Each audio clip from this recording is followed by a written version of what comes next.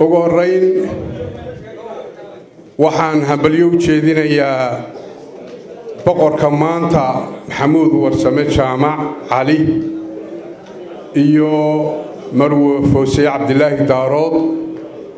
waxaan leeyahay barakallahu laka wa baraka alayka wa jama'a baynakuma bil khayr ilaahay ay sukiin barakeeyo qoys wanaagsan ha idin ka dhigo hadal badan kuma jiro waa bogaadin duco iyo dardaaran Maxamuud niyar buu ahayo mada weyna laakiin dadku wuxuu la wada jeclaa inuu guursado taas baan ka marxaati kacaya sidii Sultan Xasan ba sheegay awow baanu ahay saaxiibna waanu ahayn waxaan ahayn xukuumadii madaxweyne Siilaan yaanu ku wada jiray waqtiyo badan waxaan kula talin jiray inuu guursado mala wuxuu baanan ku darin sidii Sultan Xasan aan ku doono laakiin maanta garwaaqsaday dib u dhaca guurkiisa waxaan u arkay uu nin ka boganayay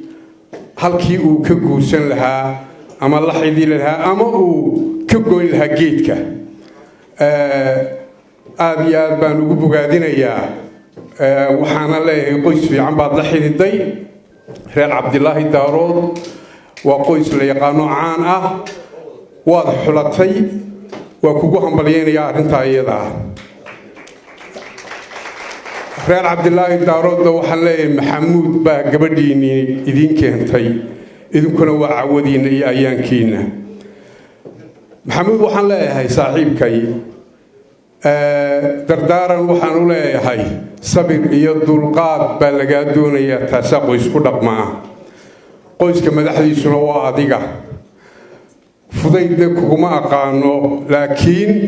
qofna la taskiin maayo wala nusaki ala allahi ahadan waxaan kaloo leeyahay waxaad la xidhiidhay reer fara badan oo aanad xoolo iyo xanaano gaarsiin karin laakiin waxaan kugula talinayaa xurmo iyo xaq dhowr gaarsii intaasaan leeyahay aad iyo aad baad u mahadsan tahay dhammaanba madasha dadka ka soo qayb galana waa uga mahadnaqayaa ka soo qaybgalka xafladan mudankii ummadda isugu tii salaamu calaykum waraxmatullaahi wabarakaatuh